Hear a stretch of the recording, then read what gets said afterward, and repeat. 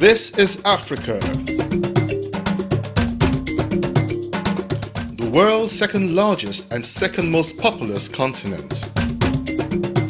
A land abundant in natural and human resources. A fertile area rich in mineral deposits. It is a land of breathtaking beauty and tranquility. The land of the earliest civilization. Indeed, from the dawn of time, the rest of the world has always been awestruck by the splendor of Africa. Historians agree with one voice that Africa is the birthplace of all humanity. With a wealth of history, culture, natural beauty and potential, it is little wonder that Africa is the go-to continent for exciting discovery and breathtaking tourism. Tourism is the new commodity in Africa.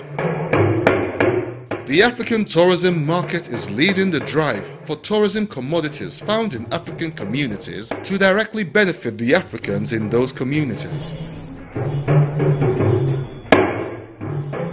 The tourism in Africa doesn't benefit the people in Africa, which is why a lot of people don't support it. So if you look at anti-poaching that Father Lawrence talked about, anti-poaching doesn't benefit the Africans. Africans are used as stewards in this range, as rangers, which is a dangerous job. But the day tourism begins to have a direct economic effect on the locals in Africa, then we will support it. It has to have a direct benefit to the Africans in order to support it, and it's one of the features in which we're bringing on board. They need to be partakers and beneficiaries of successful tourism in their communities, manifest in decent social infrastructure, health facilities and an overall better life for the people. The new age of tourism is upon us.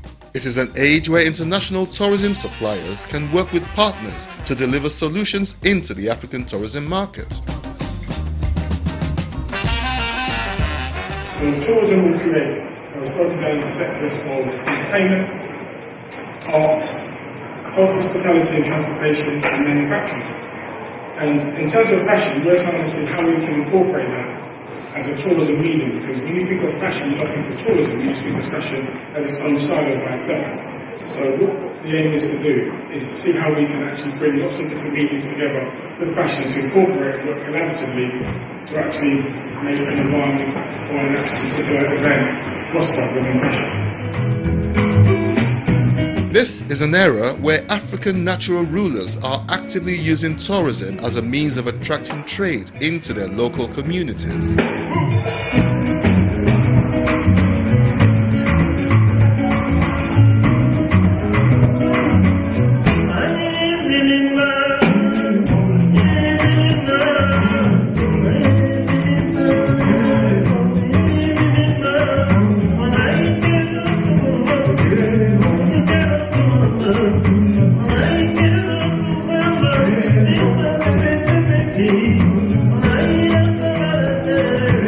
The African tourism market is leading the way in the commercialization of the tourism market to create direct foreign investment into local communities in Africa. You can't do tourism without money. We all know that. And the link generally is just that. Make money to be able to do your tourism, to be able to go on your tours and do your tourism businesses and all that. There's no way you're going to get into tourism. You're not going to do it behind money. Forex generally is foreign exchange, and that's really buying and selling currencies. You know, you use the pound to buy the dollar. You know, you don't use the pound to buy the pound. You must use one currency to buy the other. When I'm breaking it down like this, or the big batty girls will be shaking around, we'll be jumping along like this. International African music stars have significantly helped to push the barriers of African culture and tradition, thereby promoting African tourism through their art. Like this. But now these days, Leticia, she sees me, she's wanting to come like this. Yeah, you know that it's true, I've been making a noise that the whole world just can't miss. Tourism in Africa should be beneficial to the African communities and local Africans, not just as employees, but as partners and major stakeholders that can feel the direct effect of our corporate social responsibility directly linked to our profits.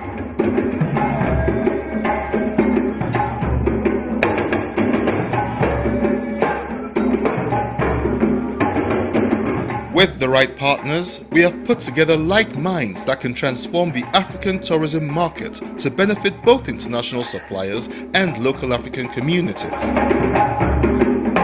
If we want tourism, if we want to grow our own sports back home, we need to do one. Start investing in our own sports, investing more time, trying to encourage people that are doing it as well. We need to support ourselves.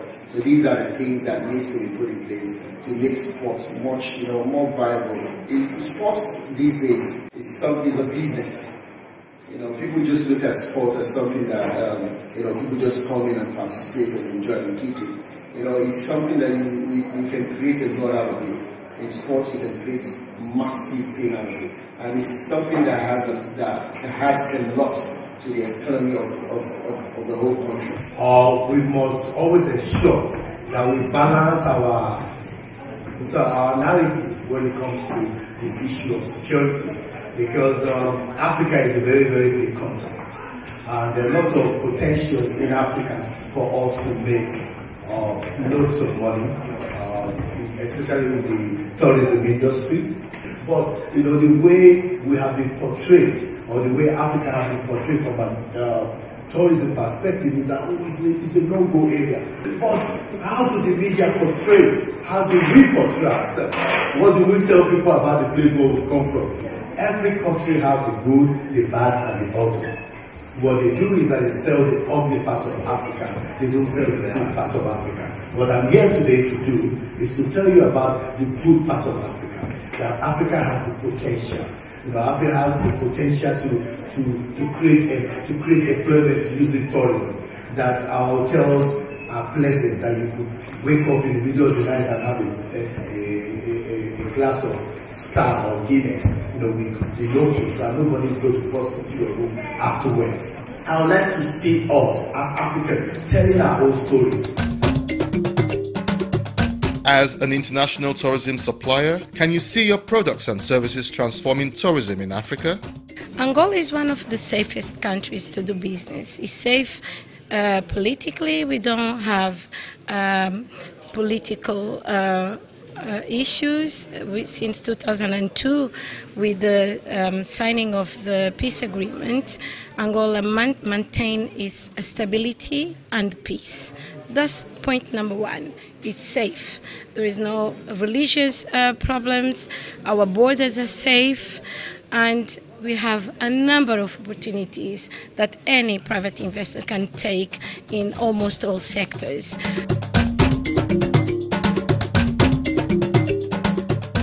The national park is endowed by so many species of animals.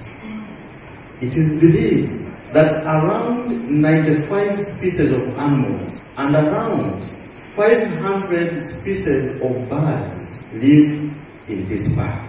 So you can see the park has so many good things to view if one visited it.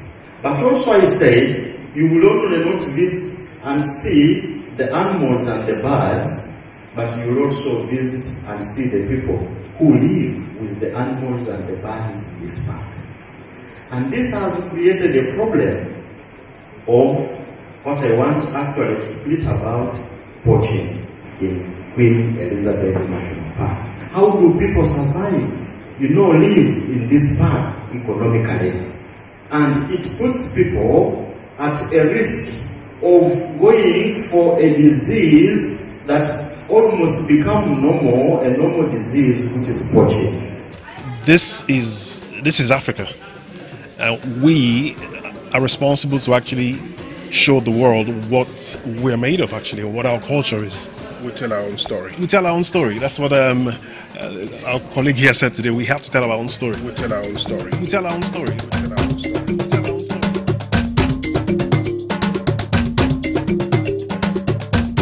Get in touch and partner with the African tourism market.